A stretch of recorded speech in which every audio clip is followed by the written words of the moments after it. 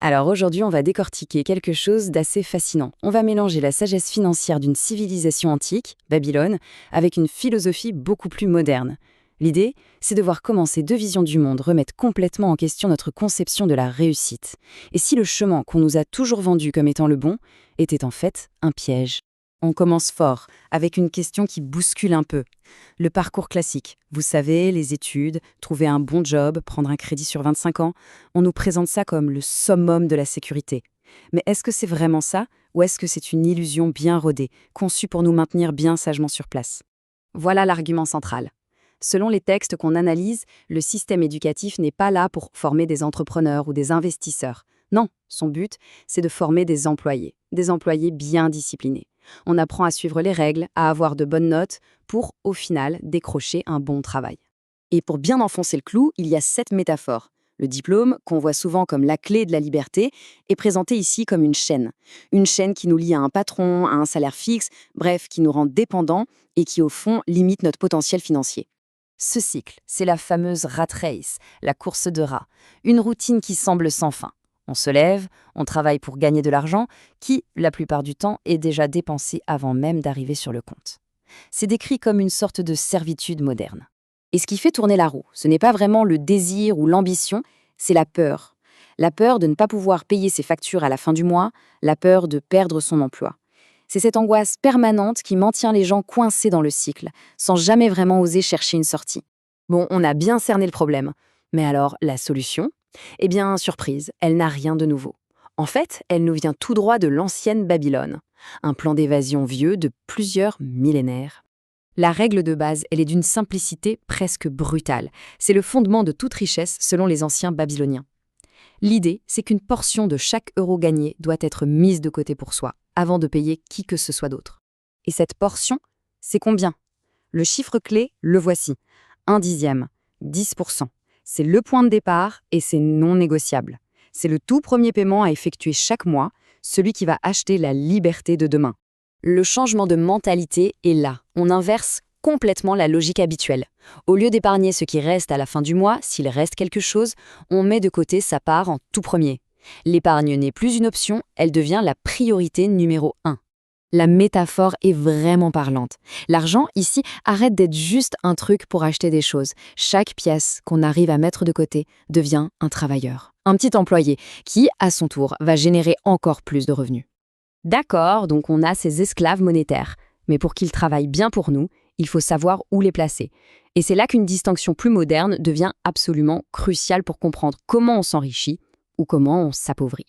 C'est sans doute la distinction la plus importante de toutes en finance personnelle. Un actif, ça fait rentrer de l'argent. Un passif s'en fait sortir. C'est aussi simple que ça. La question à se poser avant chaque achat est donc, est-ce que ça va me rapporter ou me coûter de l'argent chaque mois? Et c'est là, attention, que ça peut piquer un peu. La résidence principale, le grand symbole de la réussite pour beaucoup, est ici classée comme un passif. Pourquoi? Parce qu'elle génère des dépenses tous les mois. Crédit, taxes, entretien. Elle sort de l'argent de la poche. À l'inverse, les riches, eux, se focalisent sur l'achat d'actifs qui rapportent de l'argent. De l'immobilier locatif, des actions à dividendes, des parts d'entreprise. Ça, c'est une phrase qu'il faut vraiment laisser infuser. C'est un avertissement très clair. L'objectif final, ce n'est pas juste d'économiser, c'est de faire en sorte que cet argent travaille à notre place, 24 heures sur 24, 7 jours sur 7, pour créer des revenus qu'on appelle passifs. Allez, maintenant, on fusionne les deux philosophies. On prend la discipline de Babylone et on la combine avec la stratégie d'investissement moderne. Ça nous donne un véritable plan d'action. Le plan est un système en 4 temps. D'abord, on maîtrise ses dépenses pour dégager du capital. C'est la base. Ensuite, on met cet argent au travail. On ne le laisse pas dormir sur un compte.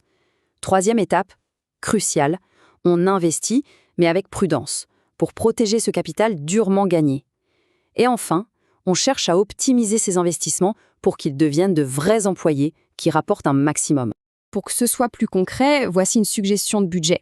70% pour les dépenses courantes, 20% pour attaquer et éliminer les dettes, qui sont un vrai fardeau, et bien sûr nos fameux 10% sacrés, intouchables, qui sont entièrement dédiés à construire l'indépendance financière. C'est une analogie simple, mais très juste, sur l'importance de bien choisir ses sources d'information. Pour investir, il faut écouter des gens qui ont vraiment réussi dans le domaine, des experts.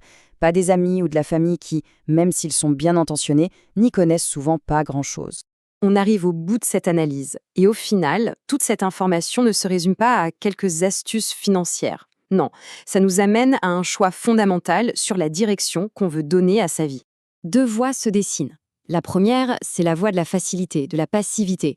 On continue le cycle, on obéit, on ne se pose pas de questions. La seconde, c'est la voie de l'action. On apprend à maîtriser sa psychologie, ses peurs, ses désirs, pour reprendre les commandes de son destin financier. L'idée vraiment forte ici, c'est que le succès financier, ce n'est pas un coup de chance, ce n'est pas un accident, c'est un processus, presque une science. Il y a des lois universelles, comme celle des 10%, et si on les apprend et qu'on les applique rigoureusement, le résultat devient prévisible. C'est l'ultimatum, l'appel à l'action final. Il n'y a pas vraiment de juste milieu. Soit on prend activement les rênes de sa situation, soit on subit passivement le système en place. Et on va terminer avec cette dernière analogie pour la réflexion. Notre argent, notre énergie, notre temps, tout ça, c'est comme une rivière qui coule. Si on ne fait rien pour construire des canaux et l'amener vers notre propre jardin, eh bien cette rivière ira irriguer le jardin des autres, celui d'un patron, d'un banquier, d'une institution.